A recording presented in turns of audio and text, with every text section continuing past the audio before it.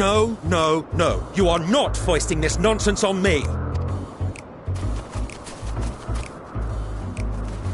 I'm given to understand you have the power to help the Charybdis, and should be quite willing to do so.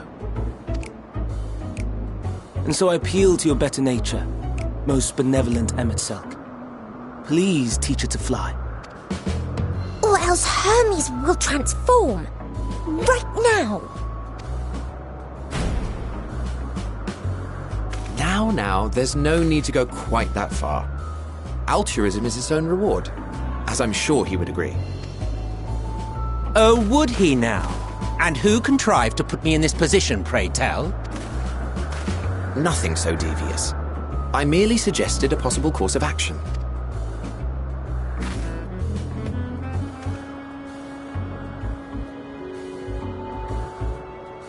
Please, Emet-Selch. Please.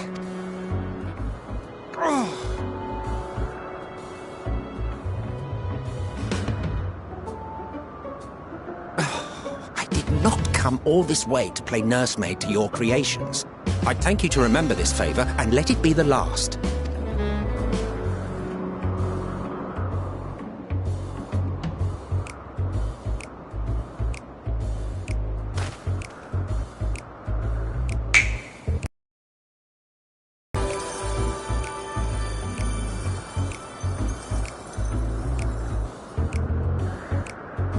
I will aid it once it has taken to the air. It falls to you to shepherd it skyward.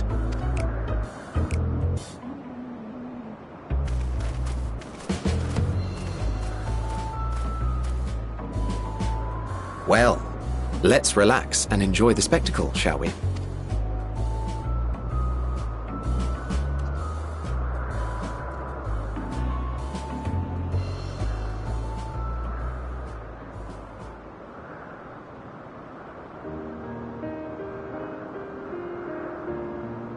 You were wondering why Emet-Selch joined the convocation. Truth be told, he wasn't the first choice for the office. I was, on the strength of my ability to see ether. But I declined the offer. For though my vision is exceptional, I am pedestrian in all other aspects. Worse even, quite abysmal when it comes to manipulating ether, for example. Couldn't transform even if I had a mind to do so. What good is the ability to perceive a problem if one cannot act to address it? Emet-Selch has no such shortcomings. He excels in vision and manipulation both, the latter to an extraordinary degree. If there is a mage more powerful, I do not know of them.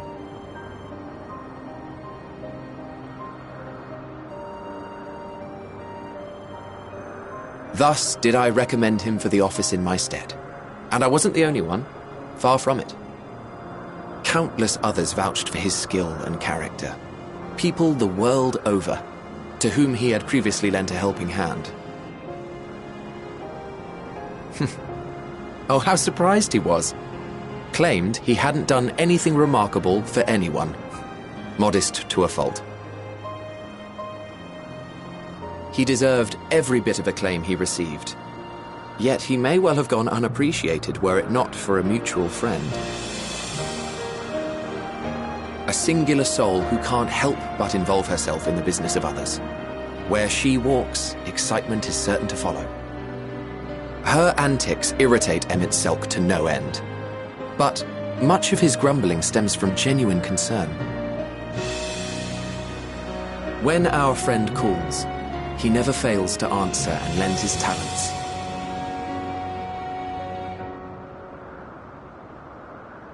And in the course of doing so, he himself came to be recognized and respected by those around him.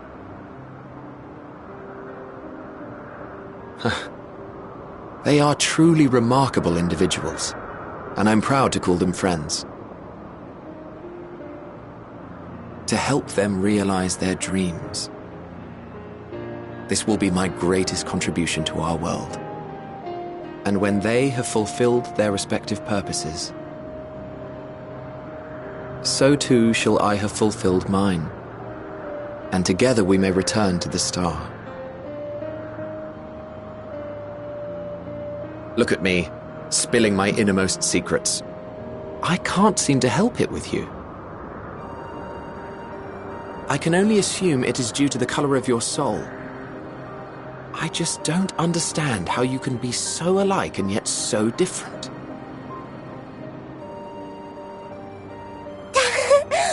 Well done, my pet. Well done!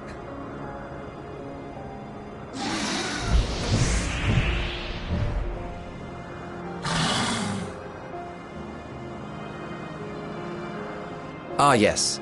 I dare say the Charybdis will be fine here on.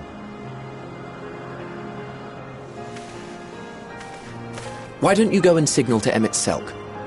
Let him know that his arduous task is at an end.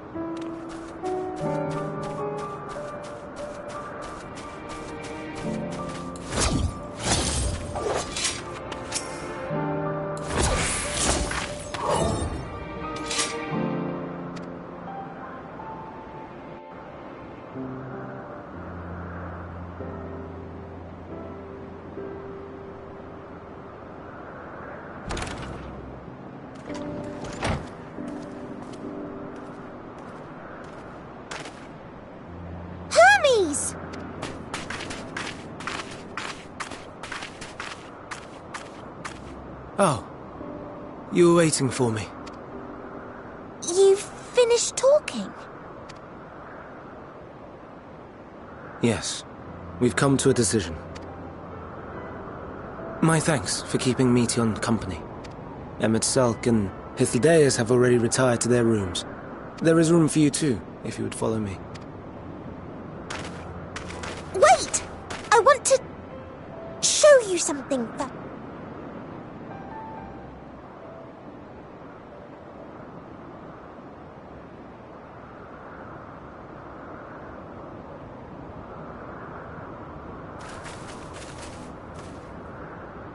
Elpis flowers?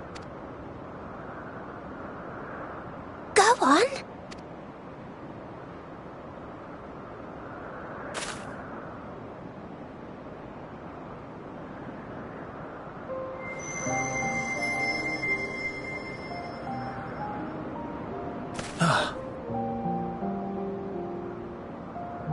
You're not the only one, Hermes. Others feel sad too. You're not alone. I see Meteion has shared much with you.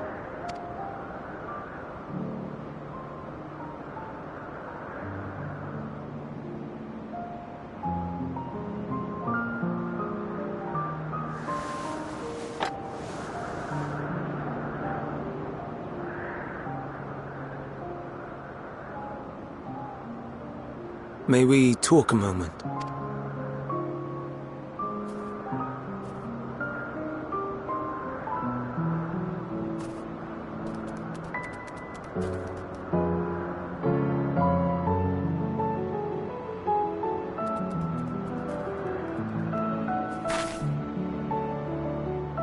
I do not think it wrong that we live for the star, that we strive to make it a better place.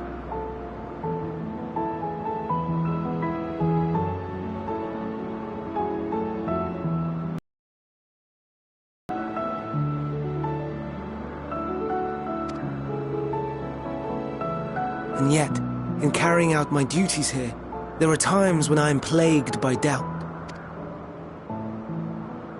Do you recall what Hythlodaeus said when we first spoke of my nomination? Death is the privilege of those who have fulfilled their purpose, a choice they embrace of their own free will, and when they depart, it is always beautiful. Perhaps it is, but only for man. Creations that he deems useless are discarded with nary a second thought. Some scarcely born into the world, afforded a handful of breaths before life and potential are abruptly extinguished. We make an effort to spare them the pain, but they sense what awaits. Rage and anguish and cower in fear, and it is not beautiful. Yet no one cares. No one. So fixated are we upon the duty that we do not pause to question the method. Pain and suffering, confusion and despair, writ plain in the eyes of those poor creatures. Yet no one sees. We turn a blind eye and carry on in blissful ignorance. Not amiss. And always, always the blossoms shine pure and white. A contradiction so blatant I could scream, want to scream. How can you all accept this aberration? Then I wonder, am I the aberration for thinking thus? And I am filled with dread.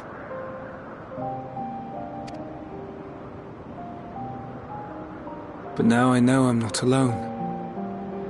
Not the only one for whom the flowers weep.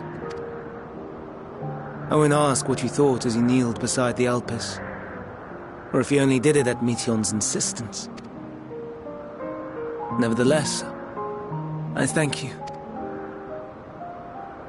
To know that you too have experienced suffering is a comfort.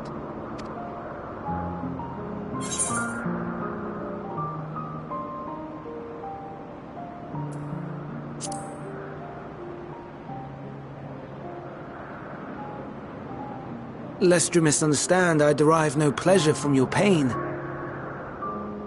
It's just the fact that you are still here in spite of your suffering gives me heart.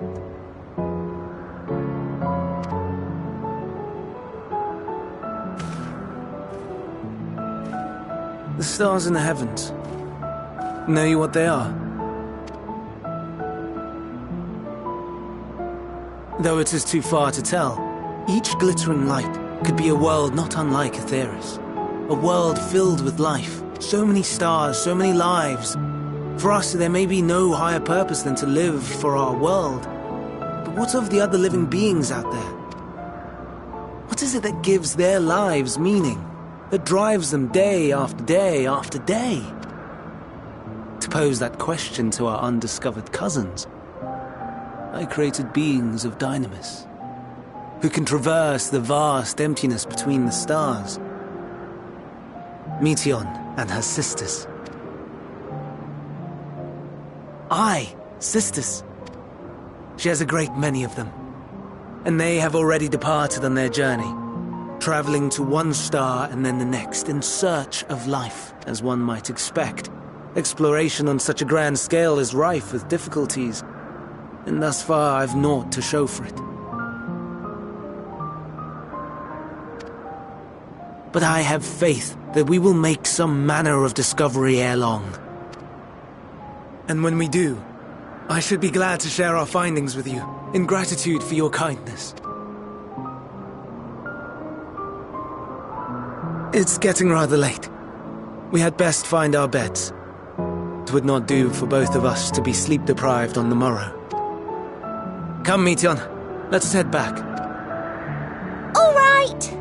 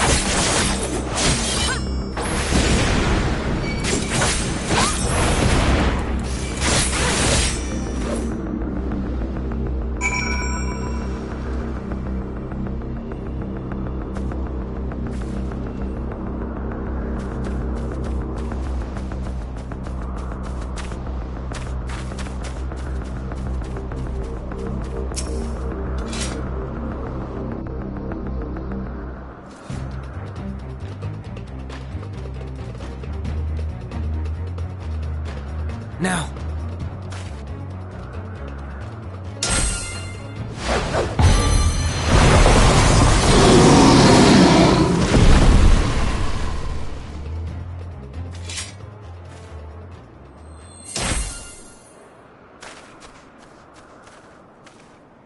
Oh.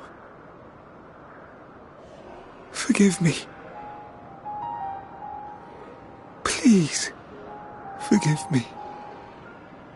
May you and your kin find peace. Wherever your souls may drift in the underworld, may you find tranquil seas.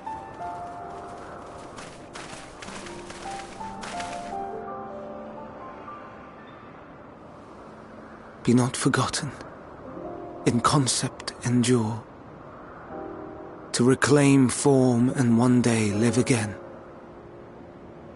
Serve not the star, or any purpose save your own. Live again, if that be your desire.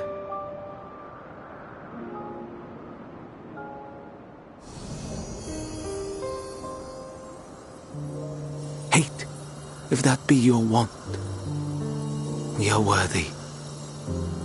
But leave your suffering behind. Lay down your burdens, be born anew. Fly high. Fly free.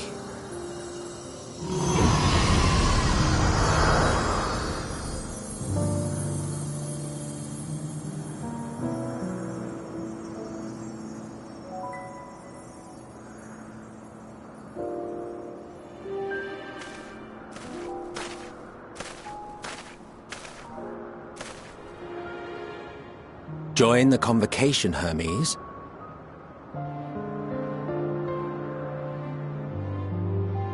You do not belong here. Leave to replace another. To be replaced.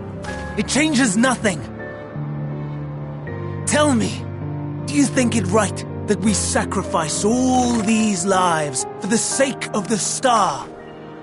And when the star has reached perfection, what then? If all who are satisfied choose to die, shall we all die in satisfaction?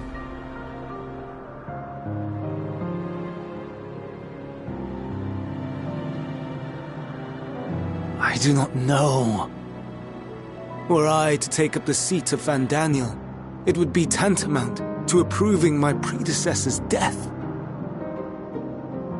I do not know if it is right. And to be torn by such thoughts. I do not know if I am fit to represent mankind. Hermes! Please, don't be angry. It hurts so.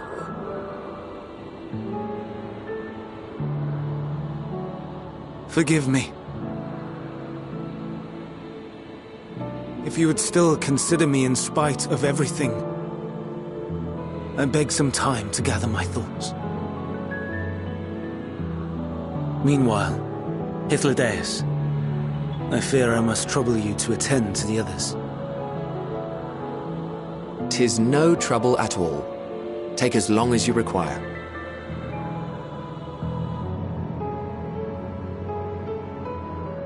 And you, my friend, I pray you find that which you seek.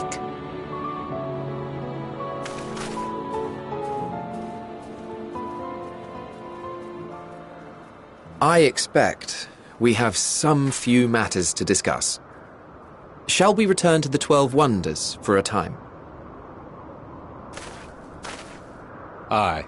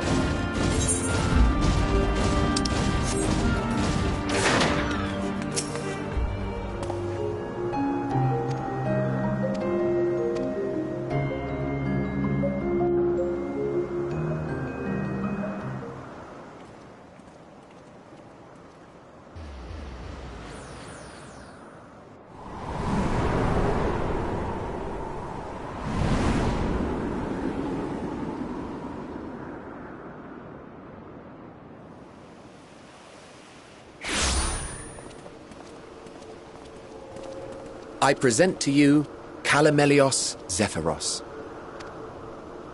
Here you will find a number of testing facilities, as well as the observation hub of Poiton Oikos.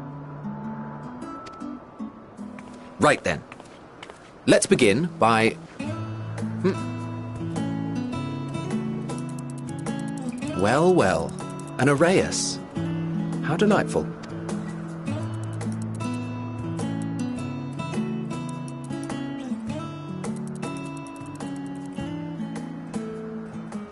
And what, pray tell, is that? Ah, that's a new species of shark. We approved the concept but a few days ago. Sharks are among the most popular sea creatures. Rare is the day when someone does not submit a new concept. At first, they were largely orthodox, consideration given to such things as size and environmental impact, and then a whimsical someone thought to bestow it with flight, another superior intelligence. And then the floodgates burst, concepts with multiple heads, or arms and legs, and so on and so forth. It was getting absurd. A part of me wanted to tell them to go away and find something else to create, but in the end I couldn't deny their passion. And here we are.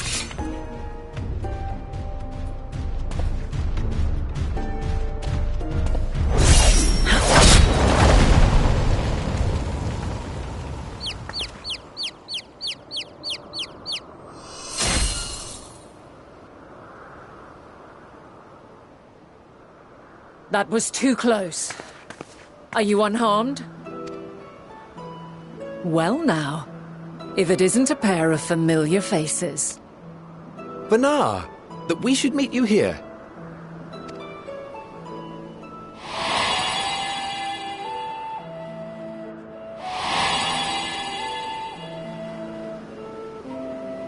As I mentioned earlier, the better part of the convocation holds that when we retire is when we return to the star. Well, she is not among said majority. Even after stepping down, she carries on with her work. Vanar is her name, and she is the previous Azem. It has been a while, Hythlodaeus. You look well. Less so, Emmet Selk. I dare say the lines upon your brow have both deepened and doubled in number. A shame for one so young. You must make an effort to frown less often.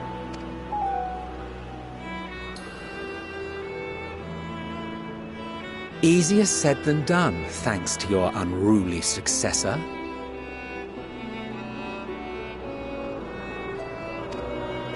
How is she, if I may ask? Incorrigible as ever. Rushed headlong into a volcano on the brink of eruption just the other day. I should be glad to share the tale in its entirety later, if you're so inclined. Oh, you know I am. Now then, you are?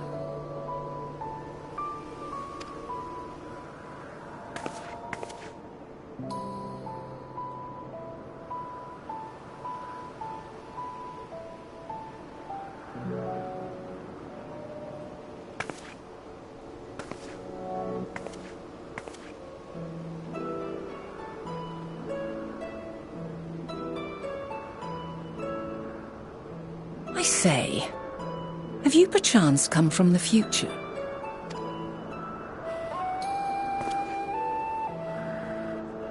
I do not believe we have ever met, yet I sense my magic upon you.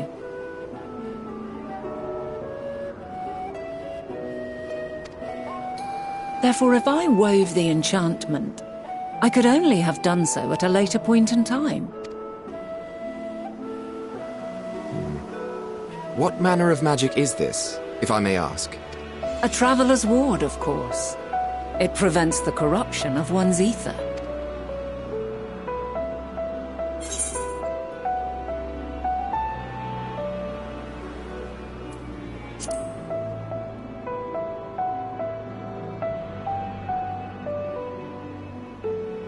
Primals, you say? Well, I'm not familiar with such beings, but if they enthrall by warping the balance of ether, then yes, the magic would afford you a measure of protection. I gather from your question that you are not ignorant to its presence. Hold on.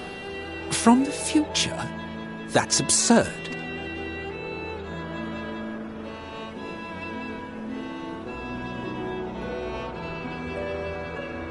What is it?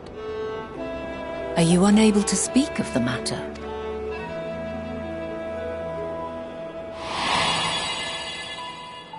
The reality to which you must return exists as a result of the final days. You cannot reshape the past to undo the tragedies of the present.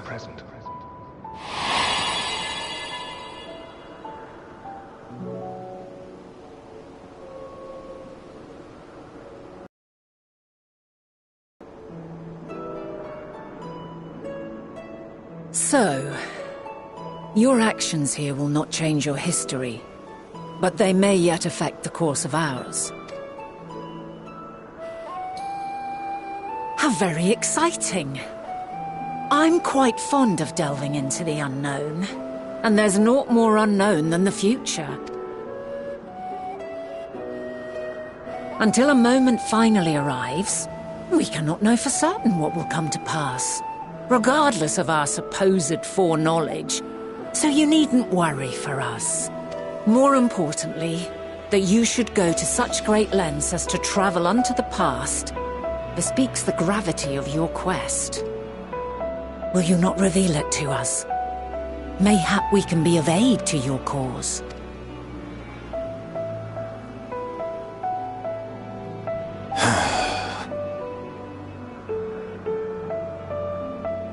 If this is true, then you've been keeping quite the secret to yourself.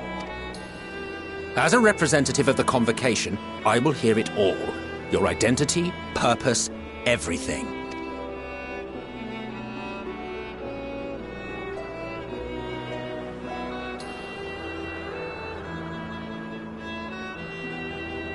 Why don't we move to a place more conducive to calm conversation? I've been working here for some days now at an old friend's behest. If it is agreeable, we may make use of my accommodation at Poiton Oikos.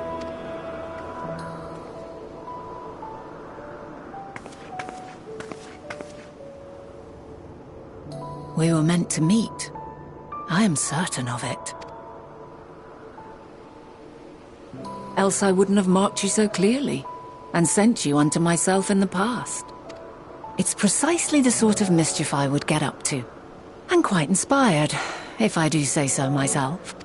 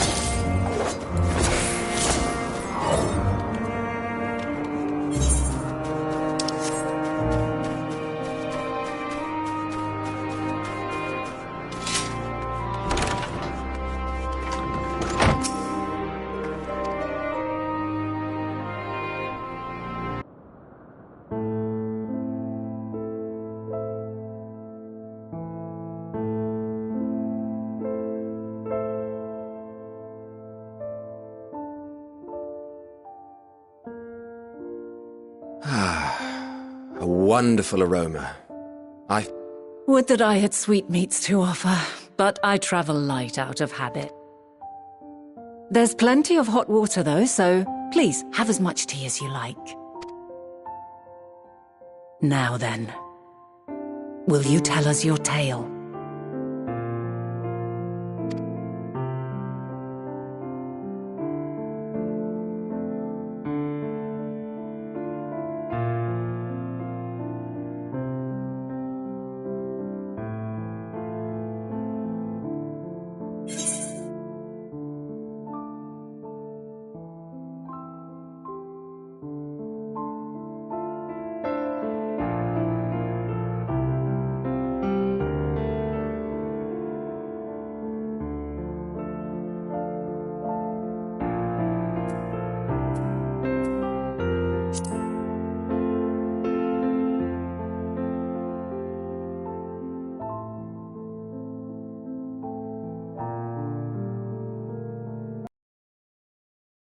Why don't you start from the beginning?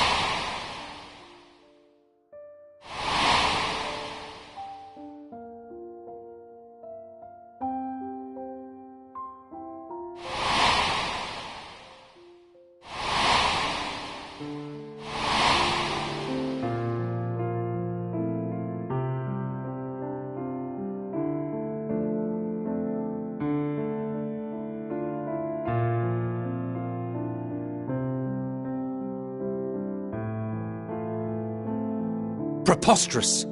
Utterly preposterous. While not the words I would have chosen, I too have my doubts. Much of it borders on the incredulous.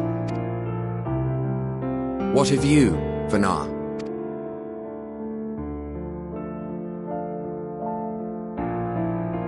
Not knowing the precise details of the first final days, it is difficult to determine the veracity of the tale. Supposing it is all true, I must ask myself why I would do what I did. Why would I feel I had no recourse but to oppose the 14 and create this Heidelin? Circumstances change, of course, but it would not have been an easy decision regardless. No. There must have been a reason.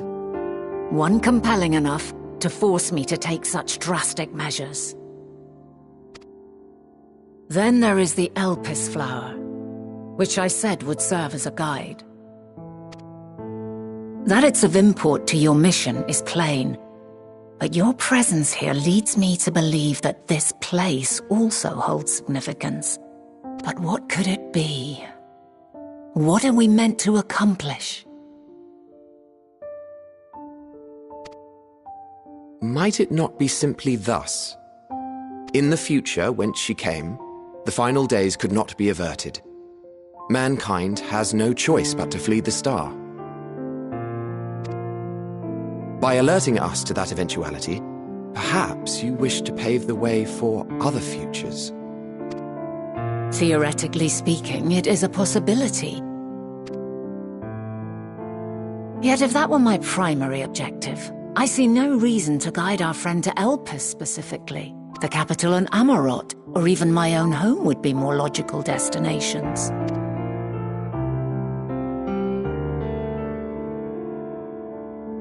True.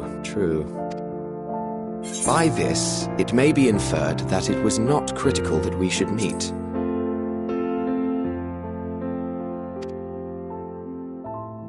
Alternately, she had reason to believe that our paths would converge, coincidental though it may seem.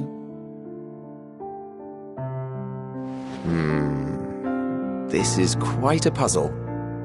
And we do not have all the pieces. Hardly any. But we do have one immutable fact. If the final days are indeed as described, they will bring death to all that I hold dear. Yet despite being afforded long years of preparation, the only provisions I could make were for flight. Nay, my first and foremost endeavor would be to find a way to forestall the coming doom.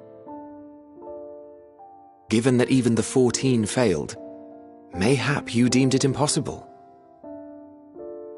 Nothing is impossible.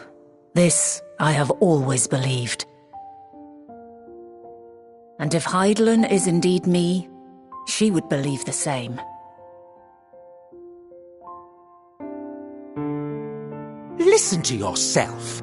Are you seriously entertaining the notion that you are a messianic figure in some far-fetched tale?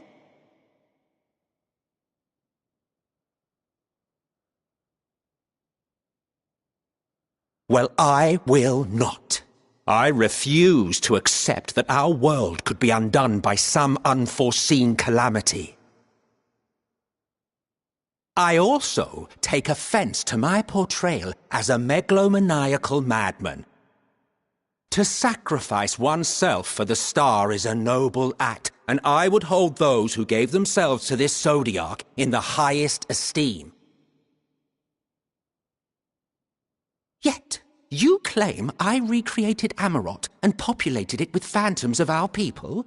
A bizarre indulgence that would be insulting to their memory.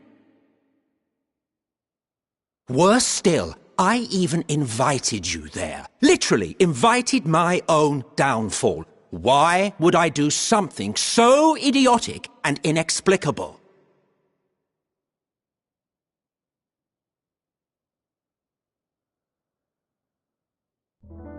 Now, I will allow that the hypothetical task of restoring our world would be daunting in the extreme.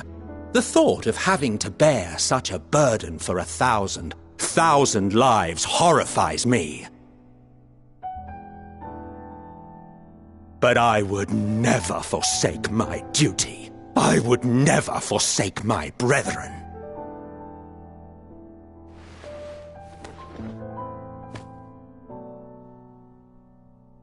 You do not know me. I've had my fill of your fiction. I will return to my duty, and you will not bother me again.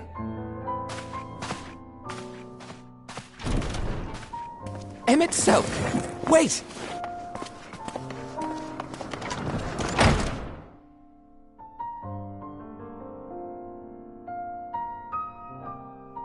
You've seen much of Elpis already. If you have any observations to share, I should like to hear them.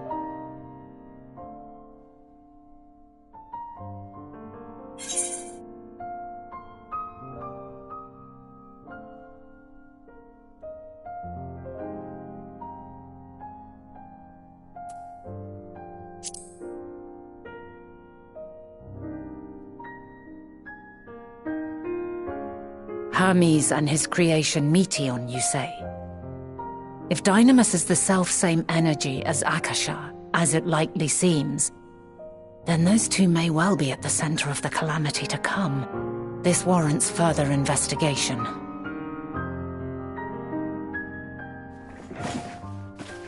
With that settled, 'tis time for action.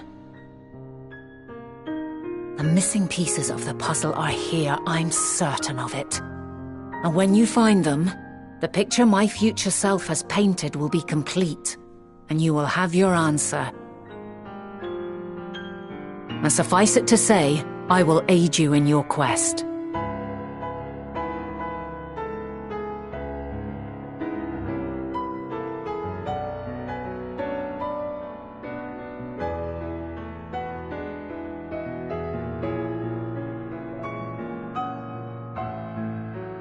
faith. If Emmet Selk is the man Azum described to me, we've not seen the last of him.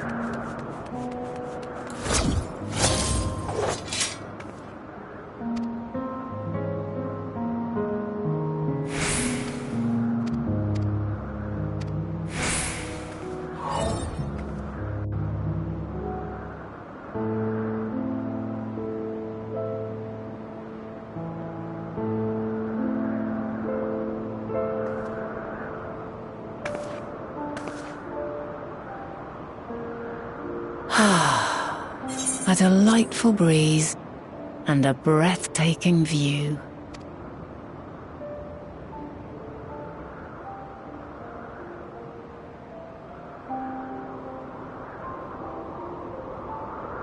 What is it like in the future? Is the world still a beautiful place?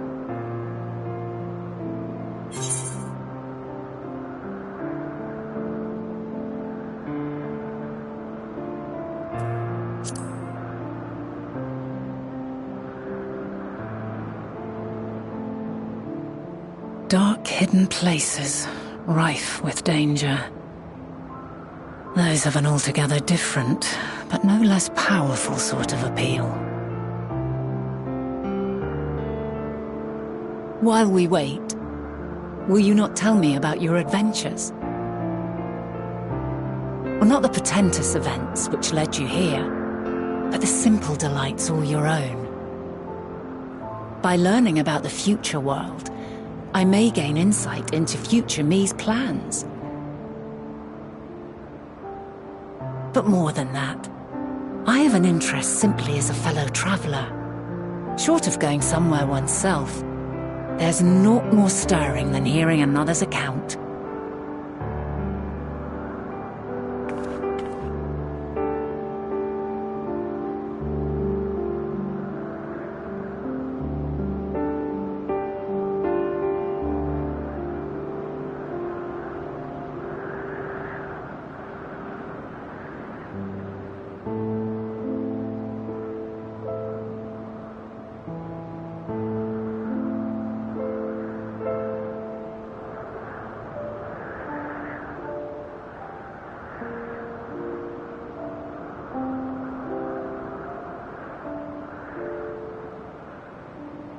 Incredible!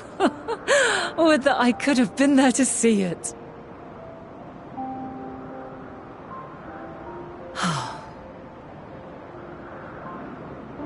Yours is a harsh and unforgiving world. Yet in spite of this, your brethren hold fast to their virtue. To know that the light of mankind's potential still shines, even in that faraway place, it gives me heart.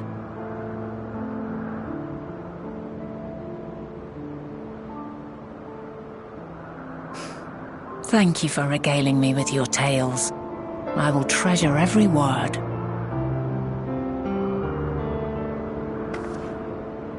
As you know, I was once a scholar. And among other things, I sought to understand the workings of the world. What exactly is ether?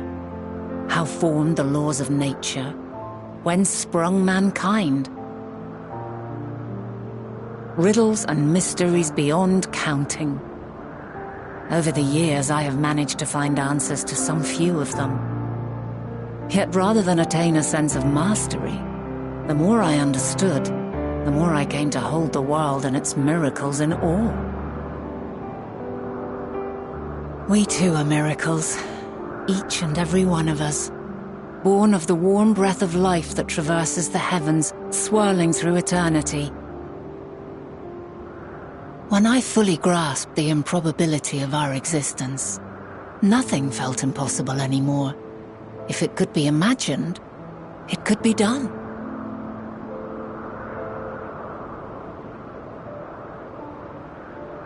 A passion swelled within me, an epiphany dispelling all preconceptions of what was natural and true. And a presence without, immense yet intimate. Fate, perhaps, holding us in its tender embrace. As reassuring as it was intimidating, how keenly aware I became of creation's fragility, built as it is upon precarious happenstance. I was overcome with an irrepressible urge to know the world more intimately, to hear its voice, feel its breath.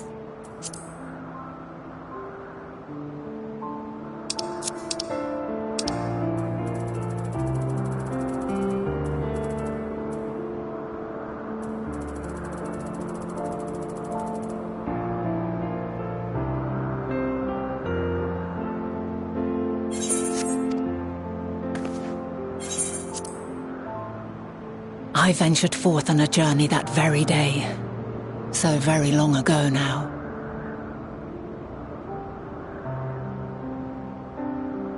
Freed from presumption and prejudice, I saw the world through a newborn's eyes. Everything fresh and new, and so beautiful. Lands that stretched on forever. Skies one could drown in. The heartbeat of nature, silent yet strong. And amidst it all a people, beacons of light and life. Laughter that warmed my heart like naught else before. They are my meaning, and my purpose, my love. And so long as they need help, I cannot return to the star. Perhaps my future self is still waiting for it. A moment she can let go and walk unto the end. Safe in the knowledge that man will find his own way.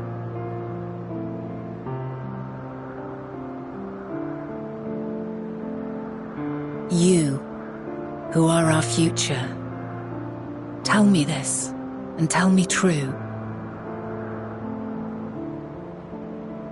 Has your journey been good? Has it been worthwhile?